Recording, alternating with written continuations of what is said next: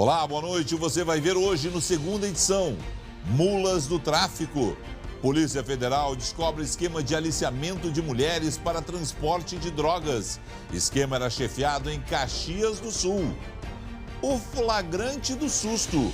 Câmeras registraram o exato momento em que um carro foi engolido por uma cratera no meio da rua, em Flores da Cunha. A educação sucateada. Alunos de Gravataí são amontoados em salas improvisadas depois que a escola onde estudam foi interditada. O SBT Rio Grande, segunda edição, está no ar.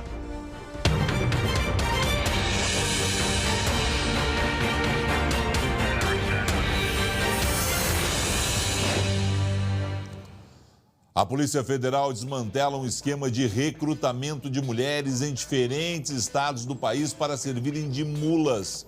37 pessoas foram presas nesta quarta-feira.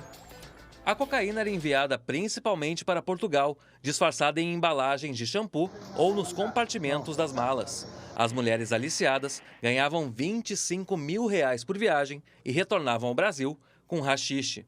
Elas transportavam 5, 10, 15 quilos de cocaína nas malas para o exterior. As investigações iniciaram em março deste ano através de uma denúncia anônima. Um empresário de Caxias do Sul foi apontado como líder da facção, que atuava em outros 9 estados: Santa Catarina, Paraná, São Paulo, Rio de Janeiro, Minas Gerais, Mato Grosso, Paraíba, Amazonas e no Distrito Federal. Elas já saíam daqui com essas malas prontas, ou essas pessoas iam para outros estados, pegavam essas malas e de lá embarcavam nos aeroportos. A polícia apreendeu bens com valor estimado em mais de R$10 milhões. Nesse momento, a gente conseguiu desarticular a organização criminosa.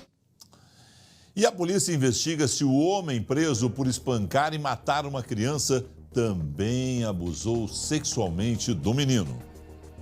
O local onde a criança teria sido violentada fica na zona leste de Porto Alegre. Por trás dos tapumes pretos está uma casa simples onde o casal morava. Pablo Vilarinho do Nascimento, de 23 anos, foi preso em flagrante.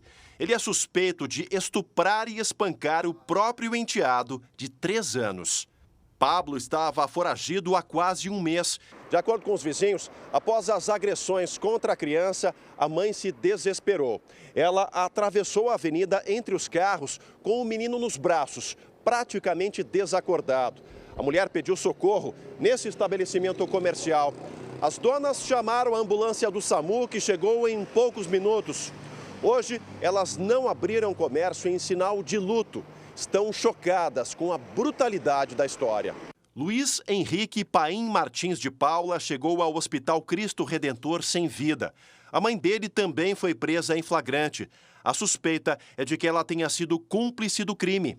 Em depoimento, Liriele Martins disse que o garoto estava sendo alvo de agressões desde a manhã de ontem. Ela disse que estava há um mês com essa pessoa, que desde o início ele já começou a agredi-la, mas que ela não procurou ajuda porque tinha medo dele.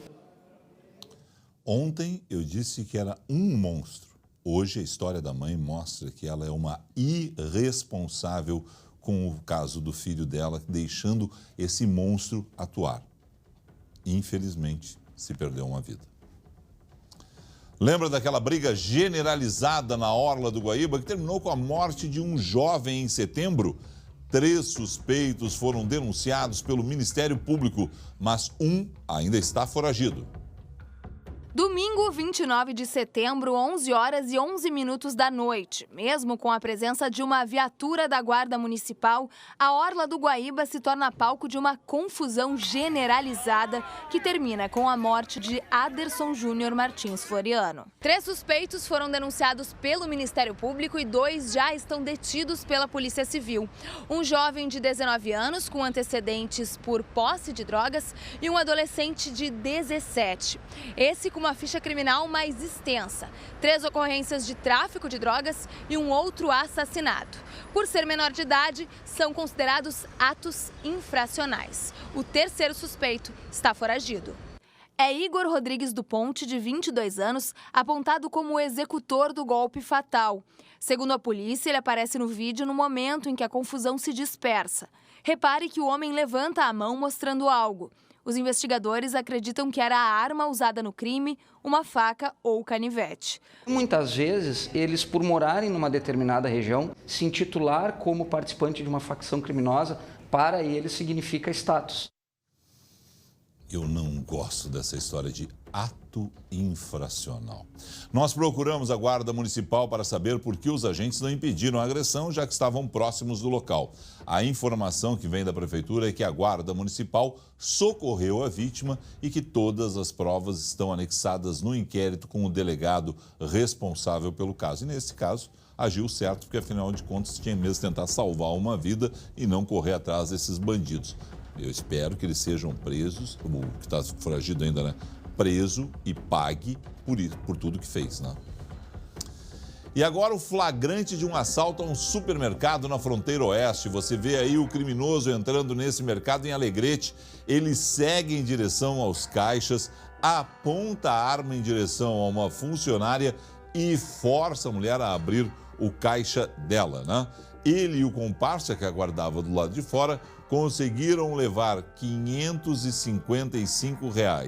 Na fuga, a dupla teve problemas com a moto que usou e resolveu seguir a pé. E aí, a Brigada Militar foi acionada e, bem feito para eles, conseguiu prender os dois, recuperando o dinheiro. Parabéns à pronta atuação da Brigada Militar.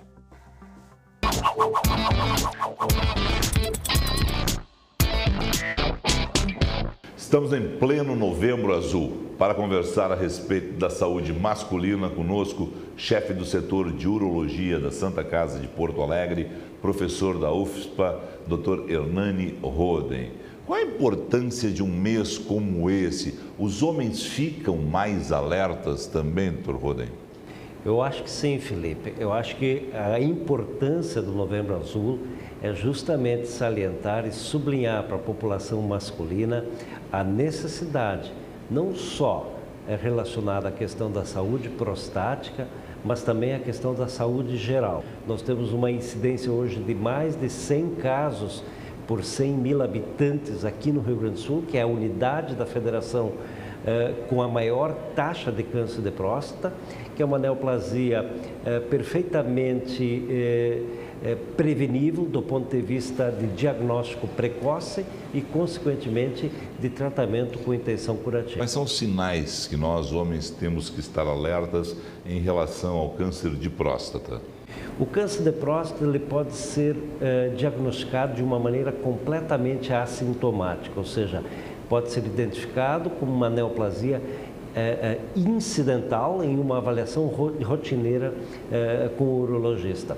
E esse é um aspecto assim importante, ou seja, em estágios iniciais o câncer de próstata ele é completamente assintomático, mas é justamente nesses estágios iniciais é que nós temos a oportunidade de oferecer para o paciente um tratamento com intenção curativa.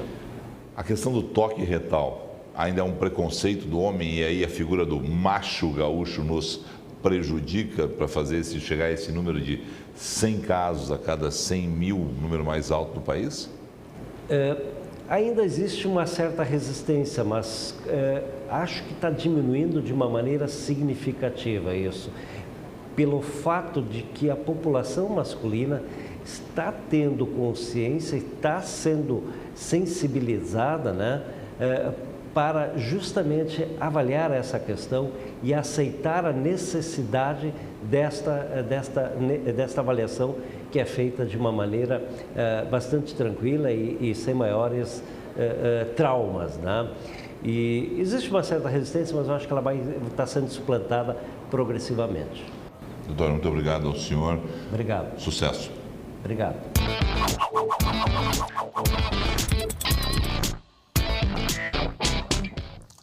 E hoje tem muitas surpresas em mais um capítulo de As Aventuras de Poliana. Confira um trecho. falei pra gente brincar no quarto da Esther, mas ela não quer. O tio Otto não deixa que eu leve pessoas lá. Isso não é verdade. É a Esther que não gosta de receber pessoas no seu quarto, não é, Esther? Sim, é verdade. Algum dos dois tá mentindo. Mano do céu. Lorela, ajuda a gente a te ajudar. Aventuras de Poliana é muito legal. Confira daqui a pouco aqui no SBT. E a gente volta em instantes com esse flagrante da cratera que engoliu o carro. Olha a imagem, gente. Foi na Serra. Nós vamos mostrar mais uma vez aí esse exato momento depois do intervalo, quando a cratera engoliu o carro, hein? Fique ligado. E ainda a situação desses alunos de Gravataí, que foram literalmente amontoados em salas improvisadas, porque quase toda a escola onde estudam está interditada. Que imagem, hein? Ontem nós mostramos fotografias do buraco que engoliu um carro em Flores da Cunha. Hoje é o seguinte, ó. Hoje você tem a imagem completa, é câmera de segurança, o vídeo completo registrando o exato momento, confira aí, da cratera se abrindo. As imagens da câmera de segurança da cidade mostram um caminhão na rua General João Manuel. Em seguida, o buraco abre exatamente por onde o veículo passa. O carro branco que vinha atrás desvia e para à direita. Em seguida, vem outro automóvel que cai direto na cratera. A motorista do carro branco estaciona mais à frente e sai para ajudar. Enquanto isso, a condutora do veículo no buraco tenta sair de lá. A cratera tem cerca de 3 metros de profundidade e 4 de diâmetro, bem por onde passa uma galeria de esgoto. Ela estava vindo atrás de uma caçamba e simplesmente terminou a rua e caiu no buraco. O buraco engoliu o carro inteiro, né? Entristece porque podia ter matado uma família inteira, tá? O carro tinha 2 ocupantes. Apesar do susto e da cena inusitada, elas tiveram apenas ferimentos leves. Os moradores dizem que esta é a segunda vez que uma cratera abre, na mesma rua. Por conta disso, a prefeitura havia implantado uma nova galeria no trecho que apresentou problemas. A antiga tem cerca de 50 anos e é feita de pedra.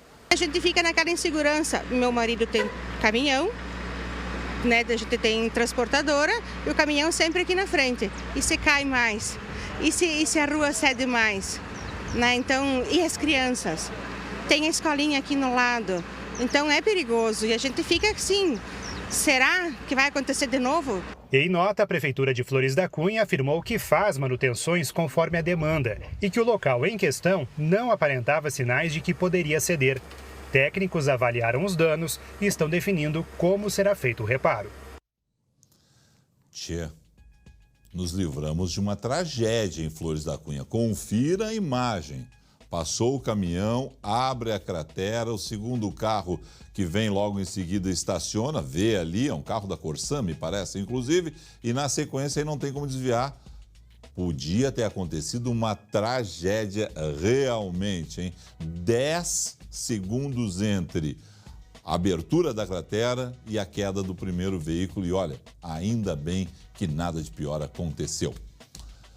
E mais uma vez a gente retorna à calamidade que está a situação da escola Tuiuti em Gravataí. Não é um assunto novo não para nós. Agora, todos os prédios estão interditados. As aulas acontecem em espaços improvisados, entre eles uma igreja próxima à instituição.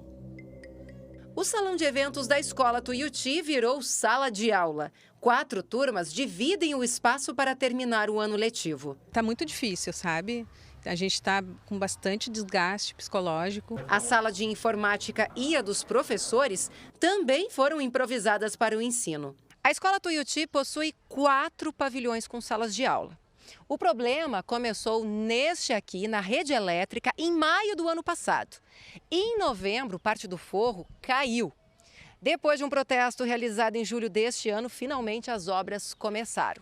E aí, para evitar novos acidentes, o forro dos outros 3 prédios também foi retirado. E sem uma solução concreta, agora os 4 estão interditados. A mobilização da comunidade garantiu a continuidade das aulas. Os pais ajudam em tudo, inclusive no deslocamento dos estudantes para a igreja vizinha, que cedeu o salão paroquial para parte das turmas. Como eu falei que eu poderia vir hoje, um pai que viria não veio, vai vir amanhã, então a gente está tentando fazer se revezar mesmo, para não deixar a escola desassistida e nem as crianças, né? Sem uma estrutura adequada, haja esforço, paciência e criatividade para garantir o aprendizado desses jovens. Aqui está o futuro do nosso país. E que futuro é este? Que eu relego ao esquecimento? Que eu deixo para depois? Para tudo eu dou um jeito e para a educação não? Prestes a completar 80 anos, a Escola Estadual Tuiuti atende cerca de 1.200 alunos em Gravataí. A comunidade teme o fechamento da instituição. A gente está fazendo tudo o que pode para que não haja o fechamento da escola. Que o nosso medo também é agora, quando chegar as férias, a gente volte. A gente não sabe. Todos nós que estamos aqui, a gente é o Rio Grande do Sul amanhã. Todos nós, sim. Não...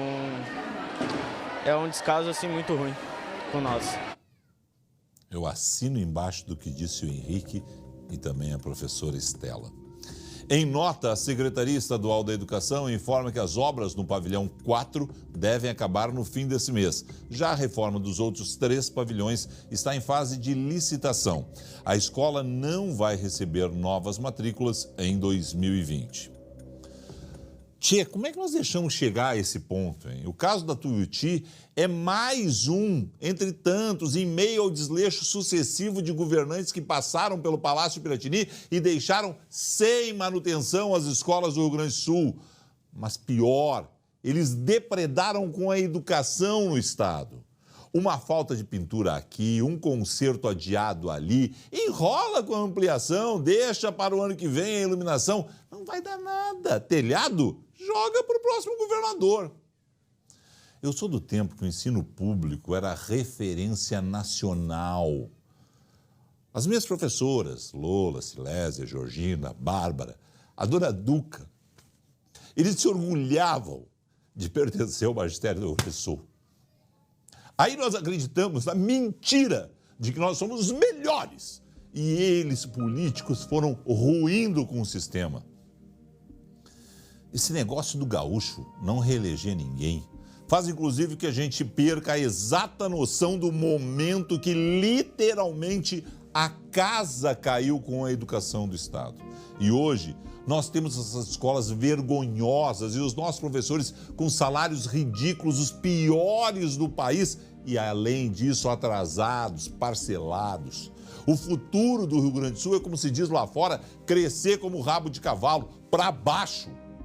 Eduardo Leite pode não ser o culpado, são 11 meses de governo, mas quando se olha para a solução que ele está dando de sacrificar ainda mais os professores, sem o mesmo sacrifício do andar de cima, do funcionalismo, me faz pensar que mais escolas como a Tuiuti cairão por descaso dos nossos governantes, como tem sido com a nossa educação.